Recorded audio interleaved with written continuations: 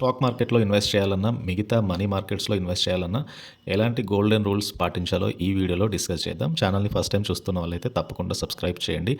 First one stay away from mister market. So, జనరల్‌గా market అనేది వోలటైల్‌గా ఉంటుంది. సో, ఎవరైతే రోజు స్టాక్ మార్కెట్‌ని మానిటర్ చేస్తారో అన్‌లెస్ ట్రేడర్స్ డైలీ మార్కెట్‌ని మానిటర్ చేయాల్సిన అవసరం అయితే లేదు. అండ్ అలా మీరు డైలీ మార్కెట్‌ని మానిటర్ చేస్తే కనుక ఇర్రేషనల్ డిసిషన్స్ తీసుకునే ఛాన్స్ అయితే ఉంది. ఏదైతే మీరు ఇన్వెస్ట్ చేయాలనుకుంటున్నారో లాంగ్ టర్మ్ పర్పస్‌కి ఆ డిసిషన్ కాస్త చేంజ్ అయ్యే ఛాన్స్ ఉంది. కాబట్టి stay away from mister market. So, everyday market volatile తోటి ఇన్వెస్టర్స్‌కి సంబంధం లేదు. అండ్ రెండవది stay true to long term goals. So, long term goal can be buying A house, children education, retirement saving. ఇవి ఏదైతే ఉన్నాయో ఇవి నెగోషియబుల్ కాదు. అంటే కంప్లీట్‌గా అచీవ్ చేయాల్సిన గోల్సే. సో, ఈ 3 గోల్స్ పట్ల ఎప్పుడు కూడా కాంప్రమైజ్ అవ్వద్దు. అండ్ ఎట్లాంటి సందర్భంలో కూడా ఈ 3 గోల్స్‌ని దాటి మాత్రం ఇన్వెస్ట్ అయితే చేయొద్దు. And number 3 wealth generation is the key. So, ఏదైతే డివిడెండ్ ఇన్‌కమ్ ఏదైతే ఉందో ఆ డివిడెండ్ ఇన్‌కమ్ అనేది ఒక బోనస్ లాగా ట్రీట్ చేయాలి. అండ్ స్టాక్ అప్రిషియేషన్ డెఫినెట్‌గా మీ పోర్ట్‌ఫోలియోలో మంచి రిటర్న్స్‌ని అయితే ఇవ్వగలదు. So, key objective of investing ఏదైతే ఉందో అది వెల్త్ జనరేషన్, డివిడెండ్ కాదు. సో, డివిడెండ్ అనేది ఎక్స్ట్రా బోనస్ మనం ఎర్న్ చేస్తున్నాం మనం ఇన్వెస్ట్ చేసిన స్టాక్స్ ద్వారా.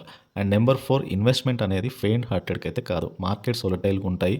మార్కెట్స్ సమ్‌టైమ్స్ క్రాష్ అయితా ఉంటాయి. మార్కెట్స్ సమ్‌టైమ్స్ ఎక్కువగా ట్రేడ్ అవుతూ ఉంటాయి. సో, ఇట్లాంటి కండిషన్స్‌లో స్టేబుల్ మైండ్ సెట్ ఉన్న వాళ్ళు మాత్రమే స్టాక్ మార్కెట్స్‌లో ఇన్వెస్ట్ చేయాలి.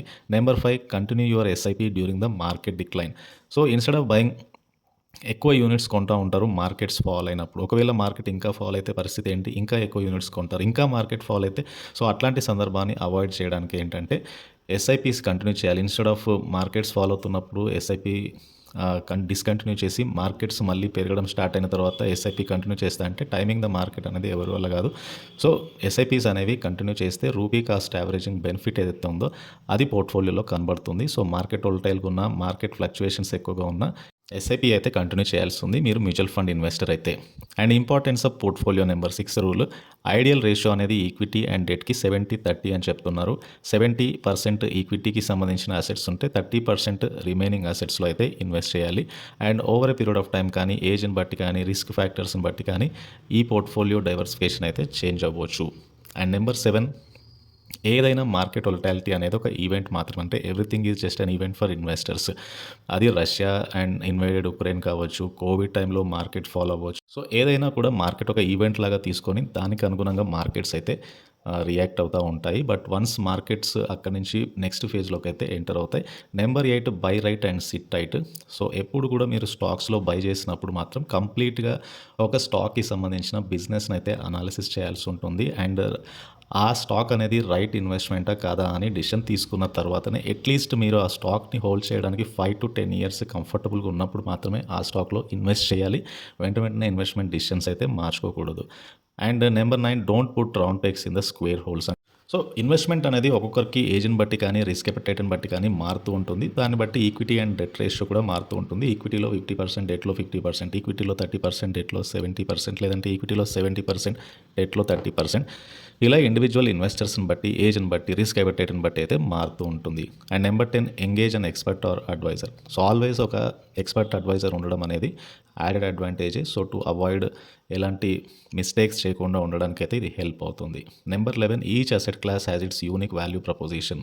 ఎక్కువ మంది అడుగుతూ ఉంటారు కదా, స్టాక్ మార్కెట్‌లో ఇన్వెస్ట్ చేయాలా? గోల్డ్‌లో ఇన్వెస్ట్ చేయాలా? లేదంటే రియల్ ఎస్టేట్‌లో ఇన్వెస్ట్ చేయాలా? ప్రతి అసెట్ క్లాస్‌కి ఒక సైకిల్ అయితే ఉంటుంది.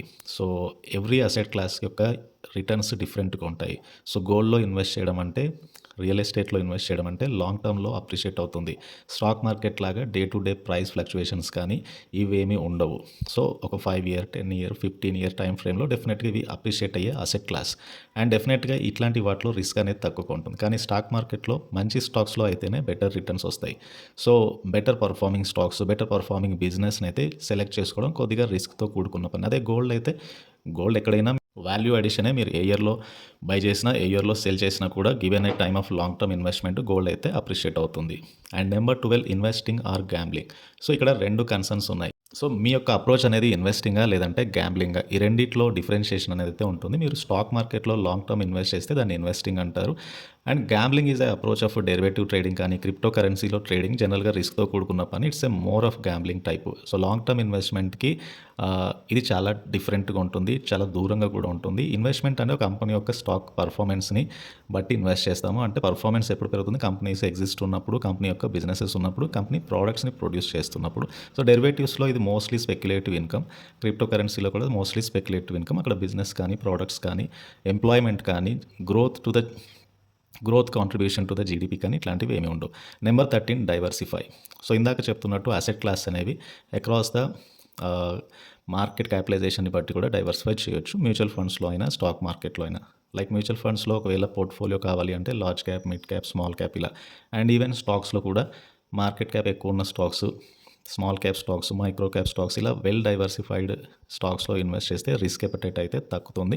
అండ్ ఎప్పుడు కూడా మ్యూచువల్ ఫండ్స్ అనుకోండి, ఫర్ ఎగ్జాంపుల్ మ్యూచువల్ ఫండ్స్లో ఇన్వెస్ట్ చేసేవాళ్ళు జనరల్గానే మైక్రో క్యాప్ సెగ్మెంట్లో ఉన్న స్టాక్స్లో కొంత పోర్షనే ఇన్వెస్ట్ చేస్తారు. బట్ ఒకవేళ ఆ స్టాక్ రివార్డింగ్ జరిగితే మాత్రం ఎక్కువ రిటర్న్స్ వస్తాయి. సో ఆ బేసిస్ మీద డైవర్సిఫికేషన్ అనేది డెఫినెట్గా ఒక యాడెడ్ అడ్వాంటేజ్ పోర్ట్ఫోలియోకి. Number 14 acceptance of loss is key to good investing. So ఎప్పుడు కూడా మనం లాస్ని యాక్సెప్ట్ చేయము. ప్రాఫిట్స్ ఇంత వచ్చింది, ప్రాఫిట్ నేను ఈ స్టాక్లో ఇంత ప్రాఫిట్స్ ఎర్న్ చేశానని చెప్తాం, కానీ నాకు ఈ ఫైనాన్షియల్ ఇయర్లో ఇంత లాస్ వచ్చింది, F&Aలో ఇంత లాస్ వచ్చింది అయితే ఎప్పుడు చెప్పం. బట్ యాక్సెప్టెన్స్ ఆఫ్ లాస్ అనేది ఒక ప్రొఫెషనల్ అప్రోచ్, అండ్ అది స్టాక్ మార్కెట్లో లాస్ లేకుండా జరగదు ఏది కూడా. So number 15 knowledge of investment versus mental strength. So ఎప్పుడు కూడా మెంటల్ స్టెబిలిటీ అనేది ఇంపార్టెంట్. టాలరెన్స్ కానీ పేషెన్స్ కానీ ఇవన్నీ ఉండాలి ఒక ఇన్వెస్టర్స్కి. సో వితౌట్ దట్ లాంగ్ టర్మ్లో స్టాక్ మార్కెట్లో కానీ ఇన్వెస్ట్మెంట్స్లో కంటిన్యూ అవ్వడం big problem. And number 16 efficient markets hypothesis. So efficient market hypothesis చెప్తున్న దాన్ని బట్టి, సో మార్కెట్స్ ఎప్పుడు కూడా టెక్స్ట్ బుక్లో చెప్పిన దాన్ని బట్టి మార్కెట్ని అయితే అనాలిసిస్ చేయకూడదు. సో స్టాక్స్ అనేవి డిఫరెంట్ ప్రైజెస్లో ట్రేడ్ అవుతూ ఉంటాయి. హై ప్రైజెస్లో ఉండొచ్చు, లో ప్రైజెస్లో ఉండొచ్చు, వాల్యుయేషన్ ఎక్కువగా ఉండొచ్చు, వాల్యుయేషన్ తక్కువగా ఉండొచ్చు. ఏదైతే పిఈ మనం క్యాలిక్యులేట్ చేసినంతగా మార్కెట్స్ మనకంటే ఎక్కువగా ఫాస్ట్గా మూవ్ అవుతూ ఉంటాయి. సో మార్కెట్స్ చాలా మటుకు ఇర్రేషనల్. సో ఆ బేసిస్ మీద మార్కెట్స్ని అయితే అనాలిసిస్ చేయాలి. So some point of time price అనేది ఒక రైట్ ప్లేస్లోకి వస్తుంది బై చేయడానికి కానీ సెల్ చేయడానికి కానీ. Most of the time markets కానీ ప్రైజెస్ కానీ ఇర్రేషనల్గా మూవ్ అవ్వచ్చు.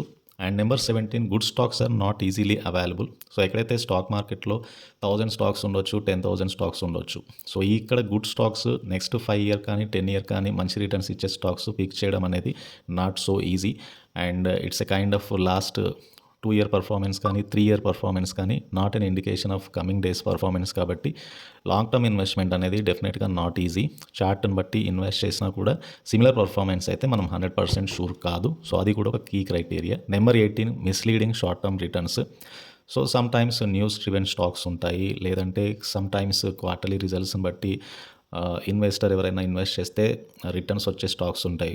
సో షార్ట్ టర్మ్ రిటర్న్స్ ఎక్కువగా మిస్లీడింగ్ ఉంటాయి. న్యూస్ డ్రివెన్ స్టాక్స్లో ఎక్కువగా ఇన్వెస్ట్ చేస్తాము హైయెస్ట్ పాయింట్ ఆఫ్ ప్రైస్ దగ్గరగా. బట్ మనం రిటైల్ పార్టిసిపేషన్ పెరుగుతున్న కొద్దీ ఆ స్టాక్స్లో సెల్లింగ్ వస్తుంది కాబట్టి సో డెఫినెట్గా లాంగ్ టర్మ్కి ఇన్వెస్ట్ చేసే వాళ్ళు ఇట్లాంటి మిస్టేక్స్ అయితే చేయకూడదు.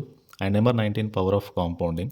సో ఎప్పుడు కూడా లాంగ్ టర్మ్ వెల్త్ జనరేషన్ అనేది పవర్ ఆఫ్ కాంపౌండింగ్ అనే ఒక నేచర్ ద్వారా జరుగుతుంది.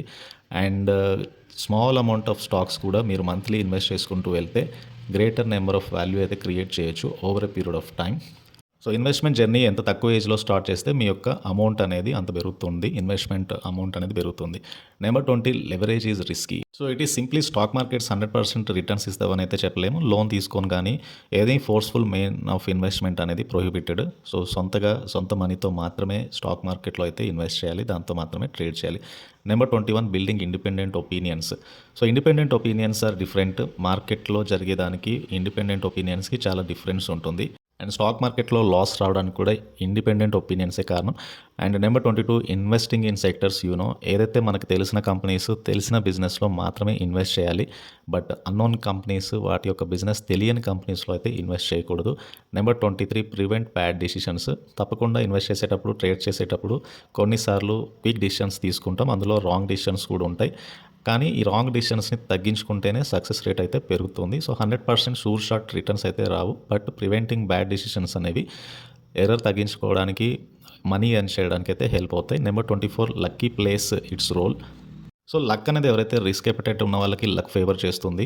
సో ఏదైతే మార్కెట్స్‌లో చూస్తామో ఎక్కువ ఆప్టిమిస్టిక్ కానీ, లేదంటే ఎక్కువగా పెసిమిస్టిక్ కానీ ఈ 2 కూడా not suitable for the markets.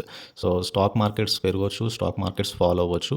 So bad situations కానీ అండ్ గుడ్ సిట్యుయేషన్స్ కానీ ఏవి ఉండకుండా మార్కెట్స్‌ని అయితే అనలైజ్ చేయాలి.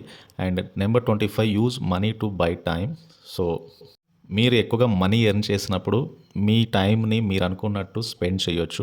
అండ్ డెఫినెట్‌గా ఈ 25 రూల్స్ మీరు పాటిస్తే కనుక ఫైనాన్షియల్‌గా ఫ్రీడమ్ అయితే వస్తుంది. సో ఫైనాన్షియల్ ఫ్రీడమ్ డెఫినెట్‌గా leads to ever ending happiness లైఫ్‌లో. అండ్ ఈ వీడియో నచ్చితే ఛానల్‌ని తప్పకుండా సబ్స్క్రైబ్ చేయండి.